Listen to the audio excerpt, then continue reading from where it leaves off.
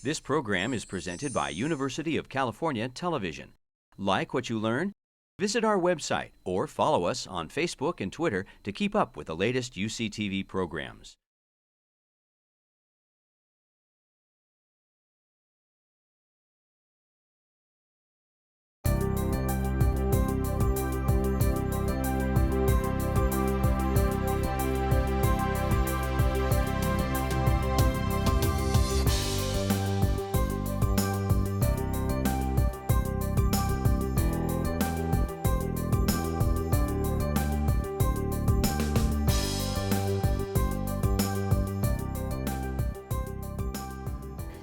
I'd prepared some notes to talk about, but mostly I want to restrict my comments to a very little amount of time so that we can hear from the panelists who all have wonderful presentations. I called the panel, "We Want You Here, How Can We Help You Thrive?" And it's sort of, to me, reminiscent of what Shirley Malcolm said this morning about, instead of saying attrition, saying failed ability to retain. And so turning it on a positive moving forward. I'd also like to say that I've learned a lot in this organization process, and several of you have commented about the well-organized nature of this roundtable, and I would like to credit, I'm not going to try by names, but it has been, as a participant who is new to this, it has been a very democratic, gradual, consensual kind of advance in organizing topics and finding speakers, things like that. It has been a real pleasure, and I think the credit goes to Susan and her staff and the members of the steering committee. Thank you, Susan.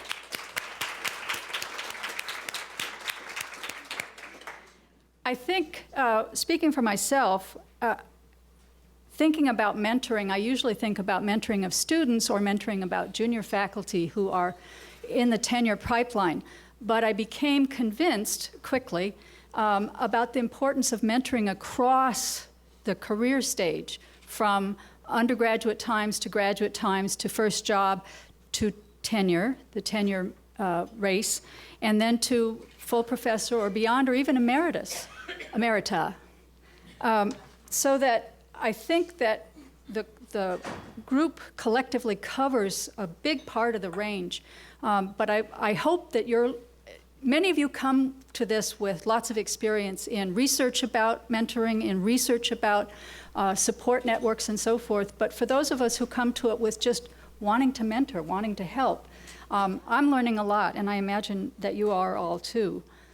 We have a wonderful set of panelists for this panel who come from different campuses, each of which has a successful programming in mentoring women and underrepresented minority faculty. And I think together, in this sense of no one size fits all, that they will present options for mentoring programs that continue to be very successful.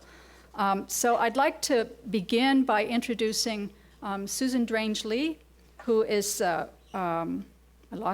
Director of Office for Faculty Diversity at UCLA, and she's going to talk about the UCLA Council of Advisors, providing support beyond the Department of research, but also more practice and application of the research. I also wanted to mention that I think it was Susan's comment about that many of the people who are represented in your bibliography are here.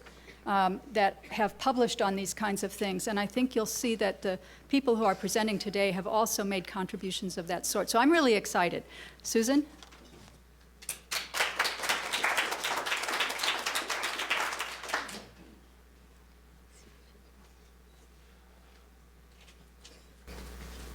Great, we're going to get the slides up. I'm going to talk about the UCLA Council of Advisors, and this is a program that might be a little bit different than what you're thinking about in terms of a general mentoring program. So this is one practical example. I think we have a series of presenters in this panel that are going to show different kinds of examples, and I think there's a lot of ways to do this, and sometimes you need more than one. So giving a little bit of background about why did we start the Council of Advisors. Back in 2007, we did a survey of assistant professors at UCLA, and 42% did not have a mentor. And of the ones who did not have a mentor, 56% said they would like to have one. And in physical sciences, only 25% of the respondents had a mentor. And then across the whole group, those who had mentors and who didn't, 32% said it would be helpful to have a mentor outside of their department. So given that kind of feedback, we started thinking about what would be useful in terms of a mentoring program. The other impetus for the program was from our CAP committee on campus and also the Vice Chancellor for Academic Affairs, because a lot of people were coming through for promotion and people were saying, you know, why didn't this person have better mentoring? Why, you know, they were seeing things in the file that could have been rectified if it caught earlier. So those were the two reasons we started this. The goal of this program is very narrow. So you can look at the model of the program and you can think of how to apply the model in different ways, but just keep in mind that this is a very narrowly focused program, and it's really to guide assistant professors to advance to the associate professorship. So that's the goal. And it was intended as a supplement to mentoring provided in the department. So it's assuming mentoring is provided in the department. And what we do is we match assistant professors with one or two full professors outside of their department, and we try to match with one former member of CAP. So at the end, I'm going to talk a little bit about quality and how I don't really have a lot of quality control on this, but matching with two people was an attempt at quality control. So that if you got, you know, if one was giving you one kind of advice, maybe the other one would give you different advice, and by matching one who was a former member of CAP and then another full professor, the person who had been on CAP should know very well what's being looked at for the advancement process. So that was the thinking behind it. The practicality of it is that I can't always match with two, and I can't always match with a former member of CAP. So let me tell you just a little bit about how the program works. We recruit about once or twice a year through email, flyers. We ask department chairs to let people know, and I also encourage my Council of Advisors to recruit people. The assistant professors send in a form, and then they are matched, as I said, with people outside the department. Though I do try to keep in the same. Okay. Field matching is an issue with this program. The reason we don't match with people in your department is because those are the people who are going to vote on your tenure case. So that means single schools like law or nursing, I have to match with somebody outside the school completely. In bigger schools, School of Medicine, I match with people in a different part of the School of Medicine, for example. In the sciences, I try to match with someone else in the sciences, but not in your exact same area. Oh, so in addition, so that's how the matching happens. When they get together, there's a little agreement form people are supposed to fill out that talks about the duration of the relationship, how often they're going to meet, and what the goals are. And I usually have two luncheons per year. In the fall, I do what I consider an in-service training for advisors to talk about how this program works and to kind of give each other tips about how to do this better. Sometimes I bring in a speaker, which Dr. Crosby was my speaker this year. And then in the spring, we do a celebratory lunch where the advisors and the advisees come.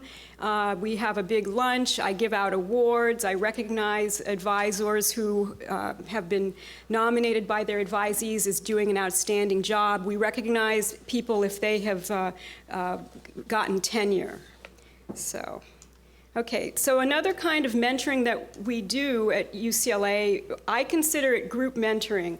And my definition of group mentoring is probably not everybody else's, but it really is just about getting people together in a room on a topic of common interest, and then I make sure that there's small group discussion as well as large group discussion. I usually have a panel. A lot of times I'll have a panel who are people from my Council of Advisor program. So we do 2 of these a year on the academic personnel review process. We've also done one on balancing work and life as an assistant professor, which was really quite well received.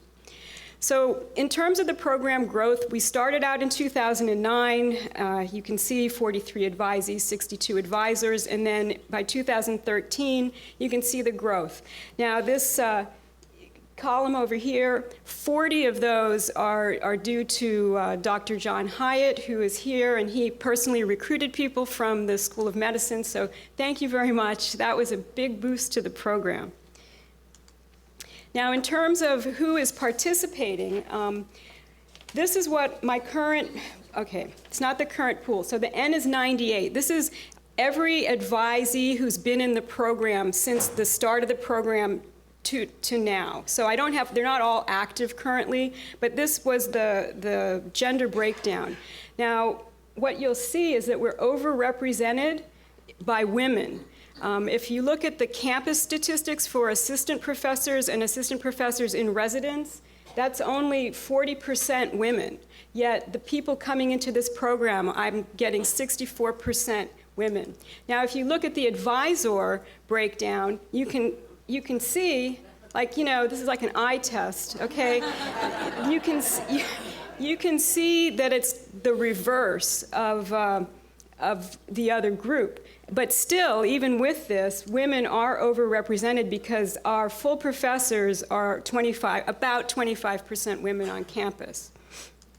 Now, in terms of looking at the race and ethnicity, so this is the advisee pool, and again, you can see the breakdown here, but then if I show you the advisor pool, you know, you can see the difference, right? And so one of the questions or requests I'm always getting is people want to be matched with the same gender, or they want to be matched with somebody of their same race and ethnicity. But given the pools that I have to work with, this becomes impossible. Now, I think that as we said earlier, it doesn't always have to be that your mentor, you know, looks exactly like you, but it's more about some other underlying, you know, qualities and the ability to mentor across those lines. So in terms of the status, so this probably will be the most interesting slide to you. When I looked at the people who have been in the program and then where they are now, I still have 66% people are in the program, 2% have changed series. So that would be, and the other thing, if you have an N of 98, these percentages are pretty much raw numbers, okay? So, yeah, so 2 people changed series. They are no longer on the latter track. In terms of the ones who left the program, some of those are people who left because they were receiving adequate mentoring in their department and they didn't feel they needed the program anymore, and others left because they were not receiving the mentoring they wanted or they had a negative experience. 8% resigned from UCLA. Of that, I looked at who those were, and it was 7 women and 1 man. And half of those are from School of Medicine. And then the ones that were promoted, that's 11%. So let me just see, there was another thing in here. So, and of the ones who resigned, none were in STEM. And of the ones who were promoted, 4 were in STEM and 3 were in medicine. So last month I did a survey of the 98 people who have been in the program. I got a 51% response rate. It was more overwhelmingly female in terms of the response rate. And one of the questions here, how valuable has your participation in the Council of Advisors been for you? And the majority, valuable to very valuable. There was another question on the survey, are you receiving adequate mentoring at UCLA? This was an open-ended response question, and 59% said yes, 31% said no, and then there was about 9% half and half. So I looked a little further at those responses, and a lot of the negative responses related to poor or absent mentoring at the department level. So you have to understand, these people are already in the Council of Advisors program. Now, some of them have dropped out of the program, but the people responding here are people who've been in the program 1 to 2 years, and then also people who had left. That was the majority of the responders. And so the complaints or the negative response tended to be about mentoring at the department level being absent. There was also some response about needing mentoring on work and life and gender equity issues, especially related to female faculty. There were some comments about senior faculty being too busy to mentor or review grant proposals, even if the person had a K award. So this was like at the department level. And then I did get some response about the advisors in the program not being knowledgeable about racial or sexual diversity issues. So, going back to my group of advisors, in this predominantly white and male, and then maybe not having the sensitivity at times to other issues. So that was what they were saying. Now, in terms of what was the most valuable topic, well, this is no surprise. The program is to help you advance. So, they're doing a pretty bang-up job over here, and that's, people are getting the most benefit from that. However, all of these other topics are being talked about. This slide just shows if they thought that was the most important advice they received. So they're all being talked about. The most important advice most people are saying is the promotion and tenure. In terms of the frequency of the meetings, people don't meet that often in this program. They're meeting like once or twice a year. However, 78% felt they were getting, that the number of meetings was about right. And then 58% also said they received some advisement by email. So even though they might not be meeting face-to-face so often, possibly they're getting additional advisement by email. When I looked at the question about how often do you meet with your department mentor, 80% were saying they only met quarterly with the department mentor. And then 16% monthly, 4% weekly. So one of the things I see from all this is really thinking about how to boost the mentoring culture at UCLA, how to really get more of this going on and how to help people understand how to be a good mentor. Okay, so of the people who are in the Council of Advisors and who responded to the survey, 74% are now receiving departmental mentoring.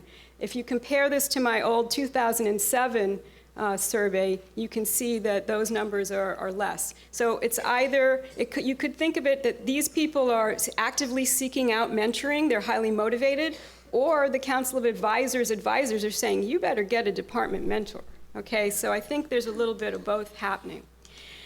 This is my last slide. So in terms of challenges, the matching process, I have a new appreciation for people who do run dating services, okay? The matching process takes a lot of time. There's a lot of back and forth. When I first started doing this, I was naive, and I thought, oh, I'll just match people and it'll work out. But now there's a lot of back and forth where I ask, what do you think of these two? What do you think of this one? Like go back and forth until I get everybody to say, yeah, this sounds like it's going to work. So that's very time-consuming. The demographic matching issue, I showed you the pie charts. There's no way that I can make that happen if you want to have demographic matching. Field issues. I'm matching you with somebody outside your field.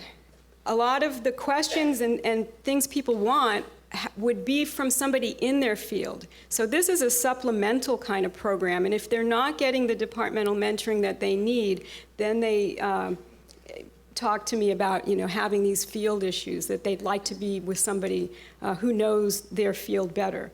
Quality of advisors is an unknown. That's something I'm going to think about how to address that, because right now people volunteer to be advisors, and I just try to get feedback from advisees, et cetera, and then work with that, but it's not like I'm firing people from the program.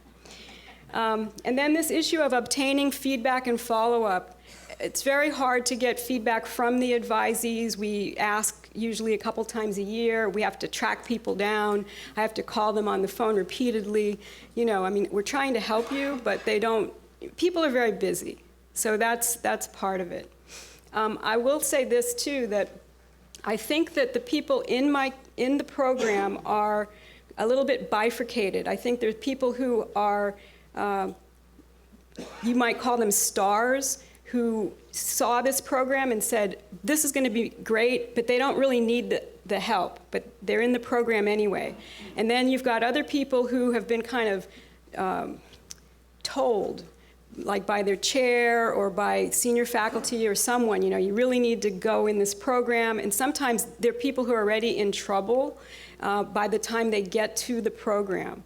So those are sometimes harder to track down, and it's harder to get them to actually meet with their advisor, et cetera. So anyway, thank you.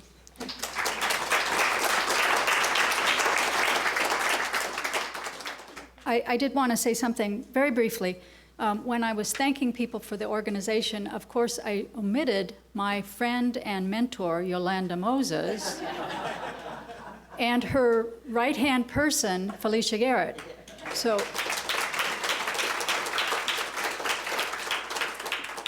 not intentionally. Okay, our next speaker is Mitchell Feldman, who is Associate Vice Provost of Academic Affairs and the Director of the UCSF Faculty Mentoring Program and Professor of Medicine at UCSF. And he's titled his talk, Mentoring Matters, the UCSF Faculty Mentoring Program. Thank you so much. Really happy to be here. Usually when I'm talking about mentoring, I've never been in a room with so many people who are so enthusiastic about mentoring. I feel like I landed in the right place, so thank you. It's really, really delightful to be here. So I'm going to give an overview of what we've thought about what we've been doing in the area of faculty mentoring at UCSF over the last 5 or 6 years. So, like Susan was saying, we also started with a needs assessment back in 2001. There was a climate survey of faculty. It found that basically faculty felt that there wasn't enough access to mentoring, and the mentoring that they could have access to wasn't very good. So there was quite a bit of dissatisfaction around mentorship. There was a response to that by, at the time, Chancellor Bishop, a task force that came up with recommendations about how to address this issue. And there was a Chancellor's Council on Faculty Life that was formed to try to address and fix a lot of the issues around faculty life at UCSF, including faculty mentoring. There was a search for a director of faculty mentoring, and I was happy that Sally Marshall found me and really gave me a lot of latitude and freedom to work with the CCFL, to work with Sally, to sort of step back and think about how do we fix this problem? How do we address the dissatisfaction around both the access to mentorship and the quality of mentoring at UCSF? One of the first things we did was reach out to department chairs and division chiefs and ask them to appoint mentoring facilitators in their group, because our program, as I'll show you, is for all faculty. We have 5 series at UCSF, HS Clinical up to the ladder rank, and we wanted to design a program that was going to address the mentoring needs of all of these faculty, not just one segment. And so we asked the chairs to appoint these mentoring facilitators in the department who could be the champions, the leaders, and also to help me, because I couldn't go into each of these departments and do the matching. We needed help on the ground. And our goal was to be sure that all junior faculty, that is all assistant level faculty, had an identified career mentor. And I'll tell you more about that in a moment. So I was fortunate to have spent 2011 and 12 in Japan doing actually research on mentorship and academic medicine there, supported by Fulbright. And my wife and I were taking a walk in a garden there and came upon this sign, sort of puzzled, scratched my head for a few moments, because actually also in Japan, usually you're told exactly where to go. We were presented with a choice. And like so many, I think also of our mentees, it was a good choice either way. It was beautiful in either direction. But we had to make a choice, and it occurred to me this is a good metaphor for the role of a career mentor, which really helps the role of that person is to help the mentee think about what are their values, what do they care about, how do they want to make a difference in their life and in their career, and also their personal values. And how do you balance those personal, professional values and then start making choices in terms of career direction? There's so much focus in our environment on making choices, making decisions about what grant you want to apply for, the paper, things you want to be doing, but very little time spent on reflecting on what are the values that underlie those choices. So for me, one of the key roles of that career mentor is to be a safe place where mentees, junior faculty can be reflecting on what do they care about, how do they want to make a difference, and therefore what do they want to be working on in their career. So our focus is career mentoring. But like many else of you have said, it really takes a team to mentor faculty. So while our program pays attention to and does the pairing for the junior faculty with a career mentor, we expect and talk a lot about and try to support these junior faculty in developing a mentoring team. And we actually spend a fair bit of time thinking about, because you can say they need a mentor. Well, what do we mean by a mentor? What are the roles here? And in working with several other folks at UCSF have come up with these three types. A career mentor, again, which is really focused on career development, setting goals, thinking about advancement and promotion and the challenges there, how to survive in an academic setting, helping with networking, but not necessarily being the expert in that mentee's area of scholarship or research. Usually they should be in the department, not necessarily, but usually, but they can be outside that scope of research. There is a research or scholarly mentor there who's got to be part of that team, and then co-mentors who bring in methodologic expertise, other content area. They're more than advisors because they're invested in the long-term career development of that mentee. So they're part of the team, but the intensity, at least of the time spent with that co-mentor is going to be less. And often this is a mentor in a different department. As Susan was saying, we think about sort of the cis and trans mentoring. I'm not a chemist, but now there's a bunch of people who actually know what I'm talking about when I say that. And, so to look for that trans mentor who may bring in that different perspective on your career might be the co-mentor outside of your department. I knew it would be after lunch, so I don't have a lot of slides with a lot of numbers on them, mostly pictures.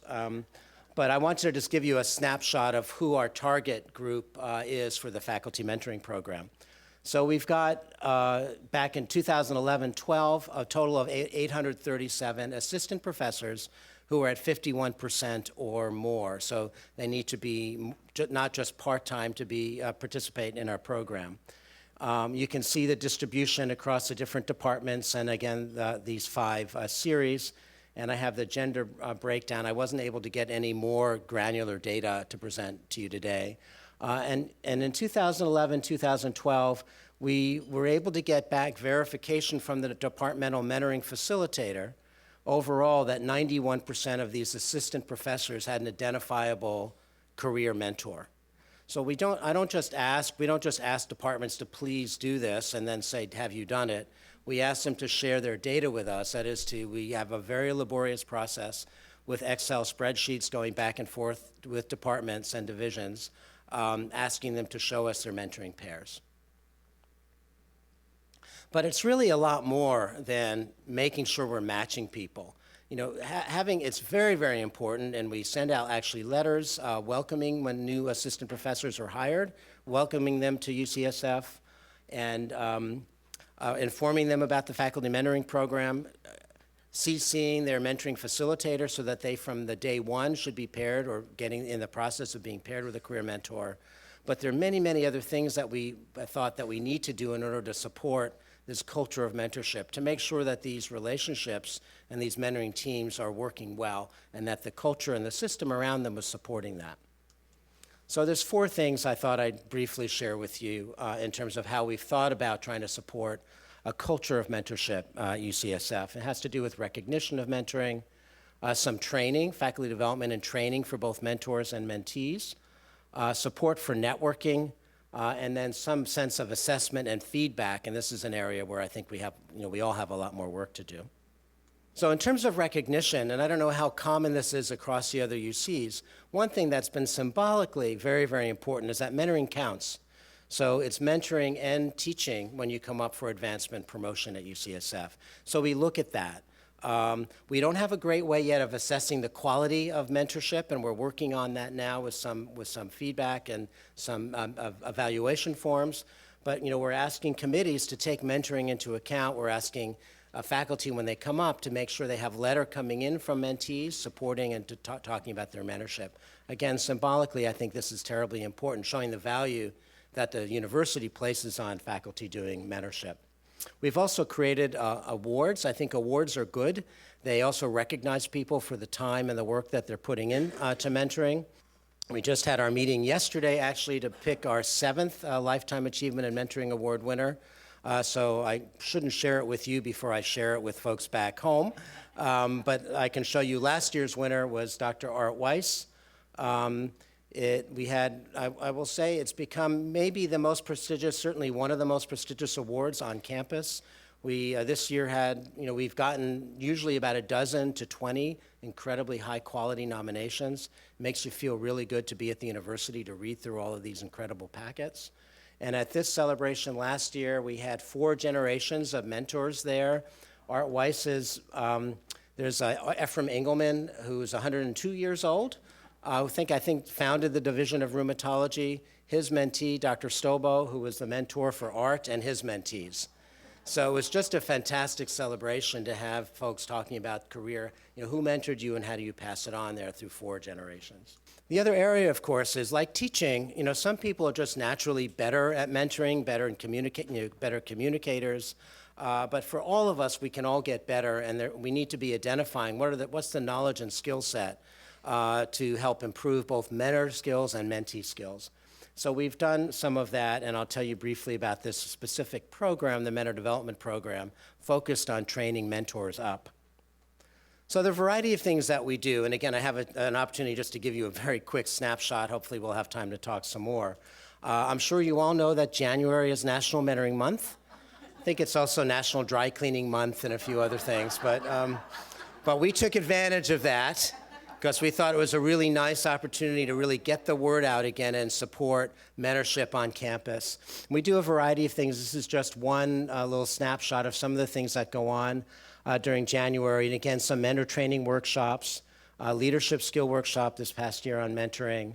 We do have a speed mentoring. You mentioned dating, and so there's speed dating. There are speed mentoring. Some of you may have been familiar with that. It's a nice way. Again, things to kind of get the word out, support mentor training, and development of mentoring skills. We also actually, in the UCSF's first application for our initial application for the Clinical Translational Science Institute, we were one of the first 12 sites, was actually in that a program to train mentors. Say, if we're going to have a new paradigm for how we're going to do science, we should think about a new way of training people how to be better and more effective mentors in this new way of thinking about how to do science that's going to be more cross-disciplinary, et cetera. So we created a mentor development program. We call our mentors in training MITs. These are generally the target are late assistant, early associate professors, folks who are, or mid-associate, folks who are transitioning from mentee to mentor, although we've actually been open for people across the spectrum, and that's also been quite enriching. We have, it's 5 full half days, 10 case-based seminars. We really teach this in a case-based approach. I think that's the most effective way. And the topics for these workshops run the gamut from communicating more effectively with your mentee. We had a fabulous session that Sharon participated in on mentoring and diversity, where we had the MITs bring in their own cases, and Renee gave a fabulous talk at that, where the MITs brought in their own cases around diversity and mentoring. We also focus on knowledge about how do you help your mentee get through the CHR process and things like that. Networking is obviously a key role of an effective career mentor, and I think it's also something that the university on a larger level should be supporting, mentoring, networking across university. How do I find my mentee a mentor in this area. We've got, more than 2,000 faculty. It's hard to figure that out, but I need the resources as an effective mentor, or mentees need to have those tools. So there's a couple of things we've done. One, we started a series called Meet the Mentor. Dr. Marshall has been one of our mentors here. We've done this every year for the last number of years. These are small sessions where junior faculty have an opportunity to meet leaders on campus, either in research or in other areas who they ordinarily probably wouldn't have the courage to send an email and say, will you sit down and meet with me? So it's kind of a mentoring opportunity for them. We've also created a mentor consultation service. This has been living on the CTSI site, but it's open to all faculty at UCSF. There's a group of us who take turns being the mom for the month, that is the mentor of the month. And we field questions from mentors and mentees about mentoring conundrums and problems and issues. We also have profiles at UCSF. I don't know if any other campuses have adopted profiles. This started at Harvard, and this is a way you can put in keywords and search and find folks who are doing work in the similar area. And we also have created a mentoring section on that, so you can talk about what your own approach is to mentoring, who you're willing to mentor. So again, if I'm mentoring somebody in an area that I can't find them an appropriate mentor, we can put in a keyword search, and these names pop up. And finally, we should be doing some program evaluation, and I think as academic centers, we should be contributing to the scholarship in this area as well. So I'll just, a little bit of data here. I'll just quickly show you, I'm not going to spend time talking about some of the work we've done the last few years, both in evaluating our program and trying to contribute or disseminate what we've learned. This was a survey of all faculty where we found that having a mentor was associated with greater academic self-efficacy, a sense that you kind of had the tools and the confidence that you're going to get promoted, and then higher satisfaction with time allocation at work compared to those faculty who at that time reported not having a mentor. We've done some evaluation of this mentor development program. Now, mind you, this is pre-post self-evaluation. So this is not level 1 data, but we have found over a 3-year period of time that people who go through this mentor training program, even 3 years out, have more confidence in their skills as a mentor, more confidence that they can be effective as a mentor. So I think that's some evidence that mentor training does make a difference in helping to improve skills, or certainly confidence with your skills. We haven't asked their mentees yet what they think. So that's the next, that's an important next step. We've also tried to define, so we talk a lot about mentoring. We think we're teaching people how to be better mentors, but the truth is we don't really have a good sense of what really separates effective from ineffective mentors, or good mentors from bad mentors. This was a study where we actually took letters of nomination from that Lifetime Achievement Award I showed you earlier with Art Weiss and the 4 generations, and analyzed a couple of years of these letters of nomination to pull out the themes. What were their mentees saying about them? Why were they nominating them for this award? And looked at what at least their mentees thought were the characteristics of good and effective mentors. And it's stuff that makes sense. Accessibility, focusing on professional personal balance was interesting. It was one of the 5 things that came up. A sharing of values, things like that. I think this article's in your packet, actually. And most recently, we published something in Academic Medicine in January, again, looking at successful and failed mentoring relationships, trying to understand why from the perspective of both the mentor and the mentee, it's another qualitative study, why do some mentoring relationships succeed and others fail? And finally, we did go back. I mentioned the survey back in 2001 that kind of started this whole process. We recently repeated that climate survey, and man, I was holding my breath until I saw the results here, because it's of all faculty, it's hard to know whether all the work we've been doing over the last 6 or 7 years has made a difference. But we did find that there's significantly higher satisfaction from faculty now about both the accessibility of mentorship and the quality of mentorship on campus, and found that faculty with mentors showed more satisfaction with their career and with the university, with being at UCSF, than those of similar rank who didn't have mentors. Now, mind you, this is almost all junior faculty now say they have a mentor in line with our data. But this is also associate and full professors that we were asking. And then 50% of faculty with mentors report that it's been very important in making their experience at UCSF positive. Again, we were talking over lunch. There aren't many, or maybe there's one, but there aren't very many good randomized clinical trials, and there probably won't be, as to whether mentoring matters. But I think this kind of qualitative data is quite convincing, at least to me. And interestingly, in this climate survey, women and URM faculty are more likely to report that mentoring hasn't been important to them in their career at UCSF. Again, all of this is sort of suggestive, interesting data and needs more exploration. So, what we don't know, and what's clear from this survey, a rising tide may not lift all boats equally, and I know that from looking across different departments and also for different groups on campus. There are different needs that I think we've been able to address better or not so well. In a program that's really trying to get at almost 1,000 people, it's harder to be more specific and address the needs of some certain groups, which we need to be doing. So there was one question in the climate survey: would like to have a mentor but don't currently. So that's 16% of faculty. You can say that's not too bad, but we should be able to do better. Any faculty member who wants, and some of these, again, mind you, may be full professors who are still feeling like they want to find a mentor and feel like they need help. I don't know, but this is something to address.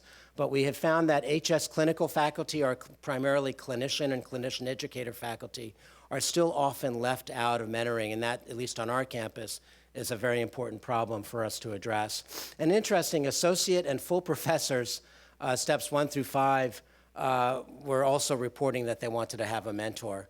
I will say, when I first started the program, many people gave me the advice and said, you should start with the department chairs and the professors, and the rest will follow. And there's maybe some truth in that. And I think we certainly need more granular data for women URM and for faculty in different series to try to figure out how to better target and tailor what we have to offer for these faculty. And I'll just leave you with one quote. This is from the business world. So why do we do this? Why focus on mentoring? This is from Jim Collins' book, many of you probably read, From Good to Great, and he says, in the end, it's impossible to have a great life unless it's a meaningful life, and it's very difficult to have a meaningful life without meaningful work. Thank you.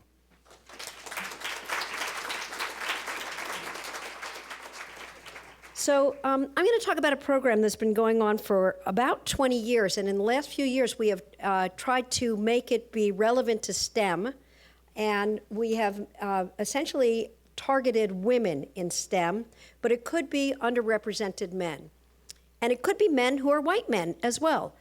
Our main focus has been on feminists. And by a feminist, we would take anybody who thinks that women get to be people just as men get to be people. So here you can see one of the conferences that we've had recently. Now, I started out with looking at a large body of research. My students and I looked at a lot of research. We saw that there were over 3,000 publications since 2000, and over 1,000 of them were empirical, not just hortatory about how great mentoring is. And I now think that Mitch Feldman has maybe done 500 of those, but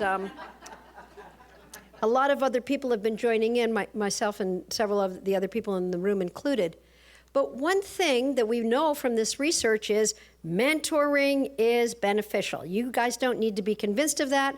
You're sitting in this room, you already believe it. So do these people who were part of a mentoring session. Okay, it's beneficial not only with soft measures like how satisfied do you feel, self-reported satisfaction, but it's shown to be beneficial with hard measures, persistence, advancement, salary. And we've heard data from Mitch and other data that we heard that shows that if you are mentored, you are more likely to get advanced, you are more likely to persist, you are less likely to be one of the people who has been dropped out. And there's a meta-analysis that shows that this is true in academia as well as in the business world. But most of the data that we have, and Mitch referenced this, out of those 1,000 studies, more than 1,000 studies, I was able to uncover only one study that was a true randomized experiment. So why should it be a problem that it is correlational? And that study, the only experiment was by Francine Blau, and it related to women in economics departments. Why should it be a problem? Well, there was a study done back in 1995, Green and Bauer, where they looked at graduate students who were coming into a program, and they identified high-flying graduate students and graduate students who were not as high-flying. And the graduate students who are high-flying went and sought out mentors. But whether they got mentors or not, they succeeded. So we have that plausible alternative explanation, that variable C explanation for even our longitudinal data, our beautiful data, that would be, oh my gosh, well maybe the same people who are getting mentors are the same people who would succeed. Maybe it's something about what you start with, that grit that you start with. Certainly when we heard Desiree, you have grit, right? You ended up getting mentors, but you, whether you had mentors or not, you're going to succeed. You had grit. Okay, so I started to be interested in doing a randomized experiment, and then for ethical reasons, we discovered that it wasn't going to work. So we're involved in a paired comparison study, not a true experiment, but a kind of a quasi-experiment, and it's based on what we've been doing for 20 years called the NAGS Heart Conferences. So Yolanda Moses has participated in a NAGS Heart Conference in Boston, a multi-day one. Ingrid Parker, who's at the back of the room, participated in a one-day one. What we have essentially are mentoring circles. If you are interested in feminism and you think you might not have enough senior women to go around, you put those senior women in a circle with some junior women.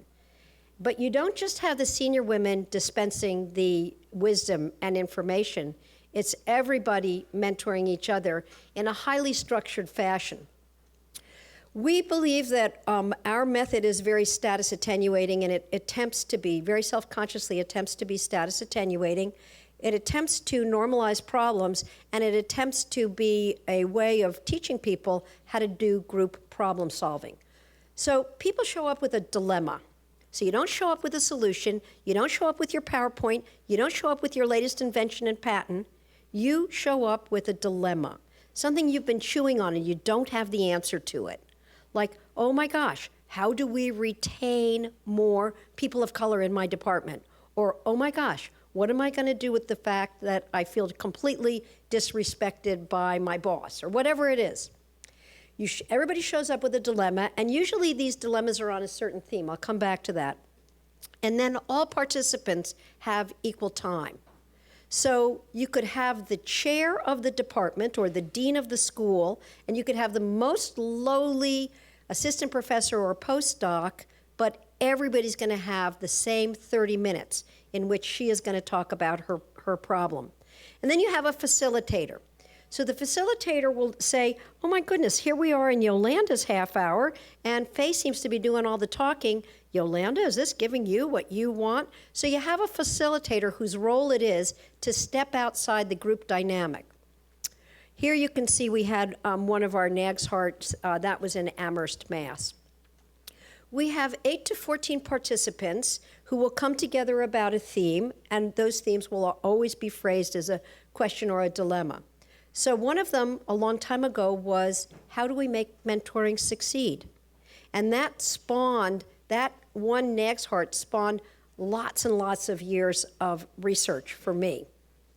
Everybody is present for all parts. So let's say you had 9 participants, and they came in on a Thursday evening. They would all stay for Friday and Saturday, and then they'd all leave on Saturday evening. Or if you could only have a one day, everybody's really, really busy, and you did a one day, instead of some people coming and going, I mean, we are all pretty much the same group that showed up here at 9 o'clock is still here, but some people had to go, some people came late, and so on. For this very small residential way of being together, very intimate way, everybody is there for the whole time. And then we have work sessions. So for example, if there were 12 participants, you would have 4 different work sessions. So you might have 8 a.m. to 10 a.m., a little break, 11 a.m. to 1 p.m., lunch, then 2 work sessions in the afternoon. And you have breakout time. There's a strong and explicit rule that is really different from what we do in our everyday life, and this comes from the National Training Labs, T groups, Benny Benison Chin, 1947, and that is no white lies. So if you know, in your everyday life, somebody comes to you and says, gosh, how do I look in this? You know, does this jacket make me look fat? And you say, no, that's a great jacket. You look terrific. And you're thinking, oh my gosh, I hope she never wears that jacket outside, right? So no white lies. People don't have to tell all the truth, but any words that come out of their mouths have to be the truth. We have a lot of breakout time also, and in the breakout time you can go back to being polite, but during the time that you're in session, you're not gonna tell any lies. We try to do it in beautiful settings. That's my sister's house at Martha's Vineyard. The tree is now bigger, but it's a very nice house. Okay, so we are trying to influence outcomes. We do this because we like to be together. It's really wonderful to get an excuse to go to Martha's Vineyard. But really what we're trying to do is to increase a sense of efficacy and a sense of belongingness. Because efficacy and belongingness, as some of you have already referenced, leads to persistence. So Sue Roser has done a lot of work showing, and so have many other people, showing that in STEM in particular, women and underrepresented minorities have less of a sense of belongingness than men and whites. And also the sense of efficacy. You have to take pains to create a sense of efficacy. And we think it's not just efficacy about your own situation, but it's efficacy, as Mitch was saying, we want to have meaningful work. We want to have meaningful lives. It's the sense that we are making some progress, however glacial. You know, here's Sheila O'Rourke all these years, keeping on going, keeping on going, keeping on going, even if sometimes from one year to the next, the percentage dial is just going a little bit. So you have to have that persistence, that sense that it's going to matter. So we think that efficacy and belongingness are promoted, and so will persistence be promoted. And here you see, I had a good tan, and then you see a bunch of young postdocs from the UC and also University of Hawaii who are here at a beautiful home in Saratoga. At each work session, lasting about 2 hours, we have 3 participants. Each has a half hour. Now, you're all scientists. You know that that doesn't add up to 2 hours. So we have participant 1, participant 2, participant 3, and then we have what we call bucket time. That is a technical term. Bucket time is when you pick up the strains that haven't been picked up in any conversation. So let's say it's Manuela's half hour, and she's talked for 20 minutes, and then we're all giving her feedback, and I'm in the middle of saying something really profound, and the buzzer goes off. I get to finish my sentence, but no more than that. And that's part of our very self-conscious status attenuating. Because we all know that when you're the big gorilla in the room, you keep on talking. Well, that buzzer keeps going da-da, da-da, da-da. You can't keep talking. So there are a lot of brilliant ideas that don't get finished because they got cut off by the buzzer, and then we pick them up in bucket time. We are having our outcome measures of self-efficacy and belongingness in the paired comparison studies that we're doing. I don't have enough data yet to tell you that they really are data, but I can tell you that during our breakout times, we have a lot of bonding.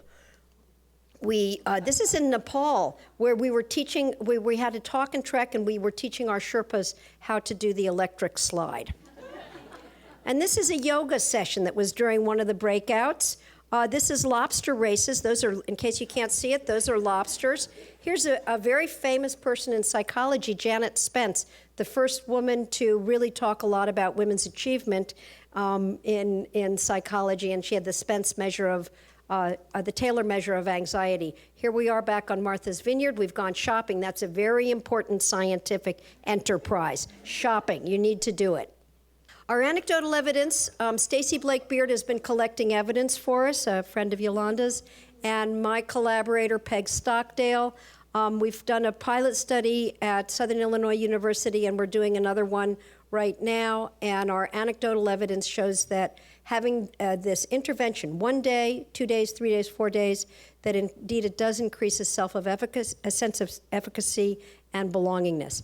And here's a little bit more anecdotal evidence. Sitting right there is, some of you may recognize her, Bev Tatum, president of Spelman, author of Why Do All the Black Kids Sit Together in the Cafeteria?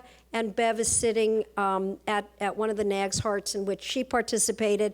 Abby Stewart, very well known to many people as well. And I was younger then, I had no gray hair. And here is Kathy McCartney, who on October 19th will be the 11th president of Smith College. She will be inaugurated as the 11th president of Smith College. Kathy overcame, as so many people in this room have done. Kathy has grit.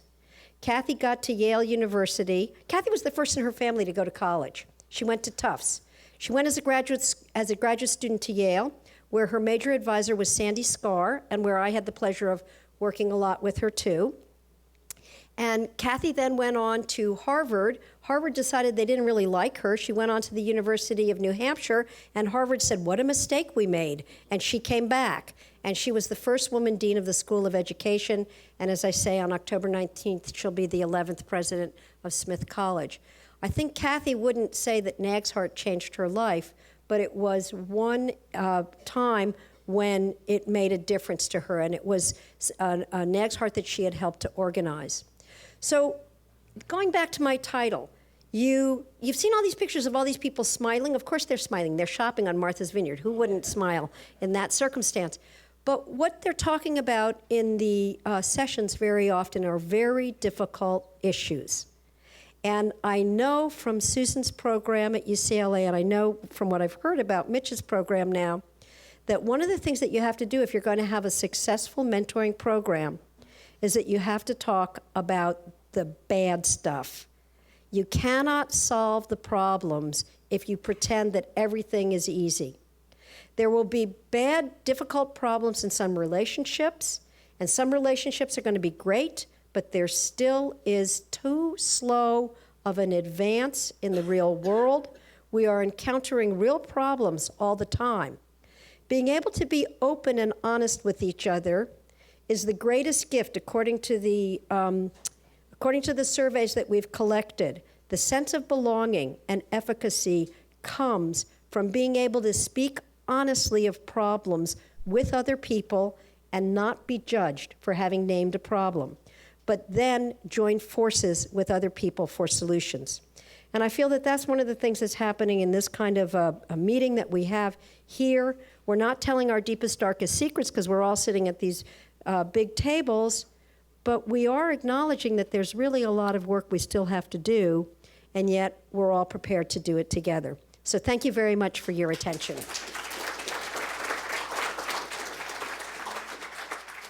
Okay, so I was really interested to hear all about your programs. One thing I was thinking about was whether you know anything about turnover in mentorship, so that when you appoint a mentor to a mentee, when you pair them up, is it good to have that same pair go all the way through to tenure and or beyond, or is it better to switch them up? Do you look at feedback from the mentees about the match and then switch if it's not going well? Or what kind of strategies do you have? I'll take it first and then pass it to the people who have actually done more pairing. Part of the reason we went to a mentoring circle model was because of a woman named Ellen McCambly, who had done research in the for-profit sector. And she found that sometimes it can be detrimental if there's a mismatch. So we figured in a circle where you're coming together for a few days, and you might join a circle again that some of the same participants, or you might not, you don't run the risk of the negative consequence. But you guys match people for long periods of time. So the Council of Advisors program at UCLA is only supposed to last a year. Like, that's the agreement that, when people sign up. But what we found is that for the majority, people continue on.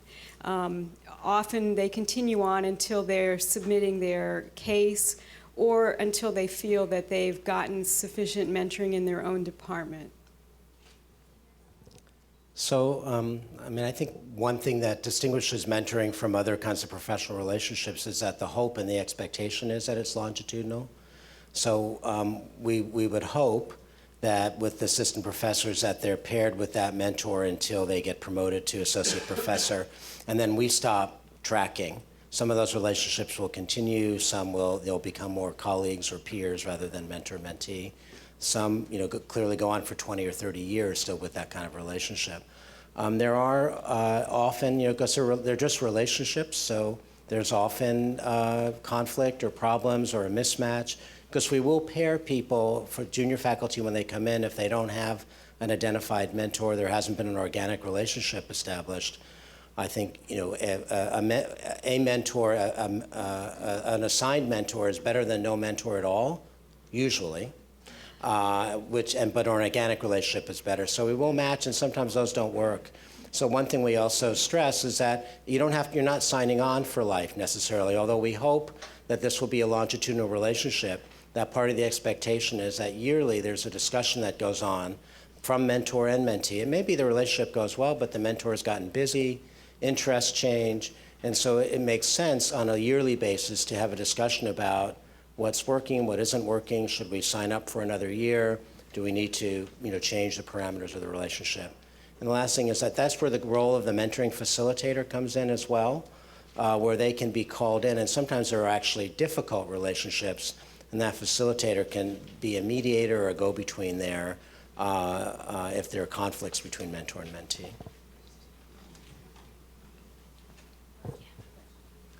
So my question is about the incentives that you give to the mentors, and I heard recognition, awards, free lunch. Has anyone of you considered giving hard, cold cash? Did it work? Do you think it would work? How do we get some of our sort of less participatory faculty to sign on, particularly at a campus that doesn't have a huge faculty base that some of yours do? So, I mean, there are some mechanisms to support mentorship through grants and things like that, but for the most part, that's not how it's done. Again, the expectation is that mentoring is part of your job as a faculty member at UCSF, but it is important to think about and to explicitly have discussions, as we do in the mentor development program. What are the rewards of mentorship? Sometimes they're concrete academic rewards. As you move into that phase of your career, you move from first author to last author on papers. That's important for your own advancement promotion. But there are other aspects of the relational issues, personal growth and professional growth through being a mentor that I think often goes unrecognized or unacknowledged. That's also part of the reward. Extending one's own network through the work of the mentees, potentially learning from your mentee. Maybe they're bringing in areas of methodologic or content area expertise that you don't have, and allows you to extend your work into other areas. And then, of course, there's the whole Ericksonian generativity thing, where it feels good to help other people progress. But usually that's not enough to sustain the relationship over time. There needs to be some of these other things. But it takes work on the part of the mentor to spend some time reflecting on what are the rewards here for me in terms of re-upping the relationship over time as well. So in terms of that reward structure, I mean, it has been suggested to me that we need to offer financial incentives for this, but that's really not something that's likely to happen anytime soon. A lot of the people in the Council of Advisors program are very senior faculty members, and I also have some emeriti that are in the program. And there seems to be a kind of a core group who really want to do this, and they get intrinsic benefit from that, and they talk about, what they're learning from their mentees. So the other piece about trying to recruit people who maybe don't really want to do this, I mean, I think that's a little dicey, but I think that for me, the issue going forward is how to get more of a culture of mentoring at UCLA, how to get it at the department level, how to get the chairs to either assign people, but then monitor whether or not things are going well, and to try to build that up. I'm thinking about doing things like, doing more of the training of mentors and having more programs, and just try to get more people who want that exposed to it, possibly, and maybe having that help the culture. So the distinction between intrinsic reward, I'm engaged in an activity that is so great and I want to do it because it's intrinsically rewarding, and extrinsic reward, I'm going to get some dollars, or I'm going to get promoted, or it's going to be in my evaluation file, I think has been an issue that people have not been willing to hit head on. In the for-profit world, in many organizations, you don't get promoted unless you have good mentoring that's happening in your division. And that's because mentoring helps the bottom line. We have not used incentives in the NAGSHAR program. We have not used incentives except one extrinsic incentive, which is that sometimes we publish books, proceedings, out of our meetings. So if you have people who are hungry for publications and would like to be involved in some publications in an area of interest to them, we sometimes dangle that. And we've had 4 or 5 or 6 books maybe that have come out in that way. But as Susan said, I think it's a little bit of a problem who you might get if you have too heavy of an extrinsic reward. I also think that the one holdup is time. If there were any way for us to relieve any time for anybody so that they could be engaged in doing mentoring, they will engage in mentoring. So in some departments at UCSC, sometimes people get a half a course credit or whatever if they're doing heavy-duty mentoring. People don't want the dollars. We wouldn't have enough dollars to make it make a difference. But if we can give somebody that time back so that they can spend that time mentoring, that's what they really want. Hi, I'm Harry Green, and this year I'm the chair of UCAP. And I think everybody in this room knows that in the merit and promotion system, the recommendations from CAP on all the campuses is almost always accepted by the administration. The overrule is a very small percentage. So the more that we can get to CAP in this aspect, the better it will be, I believe, in this thing. So I was struck by the UCLA presentation. Have you thought about, or maybe you do, suggesting to the Committee on Committees of your campus and anybody's campus that maybe they should think about that when they're making their appointments to CAP. And I'm going to suggest that actually to the University Committee on Committees for exactly the same reason. So just so I understand, what you're saying is that the Committee on Committees should recognize people who are participating and doing mentoring activities and... Yeah, just to add that as a significant parameter. When, I mean, they choose mostly the senior faculty, et cetera, but, and I've not served on COC, so I don't know beyond that. But it seems to me that from the discussions we've had here, that the mentoring process is a very powerful one, and I think it's very unevenly applied across the campuses.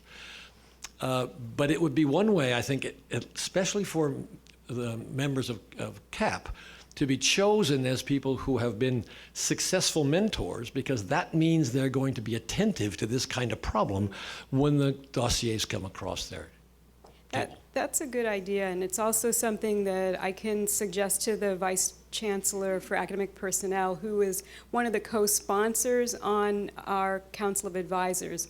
And I forgot to mention, but in this last year, the Vice Chancellor looked at who was participating as advisors and asked for that information as some of the different files were coming up for review. So I think that she's starting to consider or look at whether people are participating in the program and wanting to reward them, for that. Good idea. Manuela Martins Green. So I have a question for Faye and another one for Susan. So in your groups, when you do those special meetings and you do all that bonding, do you keep going? Do these people stay connected so that some of this mentorship could drive into sponsorships? Because during the career, if you have other people out there that are aware of you and can help you, it can make a difference, even in grant applications. So yes, people do stay connected, and they connect people to other people. So over the first ones of these meetings, and they weren't emphasizing STEM until recently, people knew each other. I had a name up on the board, a person whom Yolanda knows very well, Stacy Blake Beard. Stacy and I got to know each other through this, and we ended up publishing together. I ended up writing letters of recommendation for her as she was going up the ladder. Exactly. Other people did too. People end up being advocates for each other. They end up sharing information with each other. At the Academy of Business, I'm blocking on the name of it, there was a whole group who would regularly schedule reunions where they would get fortified, because at that time there were very few women who were part of that academy. They would get fortified and then go into their meetings, but they would have an evening together. So there was a very, very long organic continuity and networking. Yeah. Yes. So the other question is for Susan, and I'm just curious, when you call back your mentees to try to find out how things are going and they don't call back and you finally get a hold of them, is that they don't want to call back because things aren't going well, or what's the percentage? It really varies. I mean, sometimes people don't call back because things are fine and they, they're not concerned. We've had some issues where people were kind of in trouble hiding out, you know? I mean, that's how my terminology, my technical terms. And, and so we kind of had to track them down, where their advisors were having trouble tracking them down as well. So it really kind of varies. But I also think that the assistant professors don't feel like they can tell me that things aren't going well. And so I have to try to do more to encourage them and say, this isn't going to go anywhere. This is it's not in your department. You really need to tell me. Otherwise, you're going to be stuck with somebody that's not working. So I have to do more to encourage them to be forthcoming. Okay, thank you. Yeah, this is a question for Faye. So you've been doing these short time, very intensive interventions now for a while, and I'm wondering if you've seen changes associated with the rise of social networking, and this is related to the previous question as well. So now that people can remain connected more easily, or what do you see as the potential for that? Well, I'd like to think that we're one little drop in a big ocean of change, but I don't know. There are some other people who, like me, are a little long in the tooth, and isn't the world better now than it was when we started 35 or 40 years ago? It is difficult now, but I feel like we've made a whole lot of progress. For example, it would have been really difficult for me when I was pregnant. Well, I did show up at meetings when I was pregnant, and I had people tell me, "What are you doing? You're not allowed to be in this meeting. You're pregnant. Maybe you're going to infect somebody or something." And the kinds of problems, we're facing so many problems now, but I'd really like to think that the work that so many of us have been involved in has actually made a difference. It looks to me, when you look at the statistics of women, people of color in academia, and when you do informal surveys, it's hard now, but boy, it was really gruesome a while ago. And these kinds of interventions, again, from year to year to year, I see Sheila nodding, from year to year to year, you might say, that's too small of a difference. I gave up my life for that. But look over the 20 years. It accumulates, and it makes a huge difference. In our NAG's Heart network, I'm very happy. In NAG's Heart, we have 4 college presidents. We are really proud of that. They wouldn't have been college presidents 20 years ago, and now they are, so we're really happy. So thanks.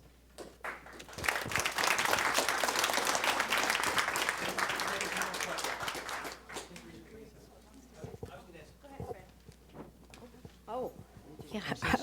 Okay, Sorry. Regent Ruiz is asking a question, so we're going to answer it. Where's Dr. Fieldman? I'm sorry. The comment or the statement, from good to great, I think that's a very powerful statement. And any organization that can bridge good to great, is, I think there's an incredible, lots of opportunities in that process. My question is, can any of you quantify what great and good, the difference between the two, and maybe in terms of how did it make you a better organization? Were you able to do a better job, perform better? I'm just curious if you can give me some recommendations on that. So I don't know that I'm going to exactly speak to that, but in terms of like just the Council of Advisor program is really trying to say, look, we've made this investment in recruiting these assistant professors, and don't we owe it to them and the institution to do everything we can to help them advance to tenure and beyond. So that's kind of the measure of like why we're doing this, and then what would be great is really seeing everybody advance, you know? That might be one way. I have a kind of a non-quantitative answer, and it comes out of the oral arguments before the Supreme Court 10 years ago when affirmative action was before the court, then, as it is again now with Fisher v. Texas. At that time, it was the University of Michigan cases, and the lawyer who was defending the University of Michigan, Scalia was trying to skewer him, and Scalia was saying, Scalia-like, what do you mean? What's enough? What's critical mass? Is it 10%? Is it 5%? Is it 3%? Is it 15%? And the lawyer answered, a critical mass is arrived when members of the numeric minority feel so safe that they will disagree with each other in the presence of members of the numerical majority. And that kind of disagreement is what diversity is all about, different points of view that come from our lived experience, and that makes us a better organization because we're free to say what we really think. So it's not exactly quantitative. I would resist if we get to 50% women, are we there? When we can, among any identified group, when we can disagree between ourselves in front of the majority group, we're there, we're safe. And when we're safe, it's a better organization. So I'm going to say I think that's a fabulous question, and I'd be a fool to try to improve on that answer. So thank you.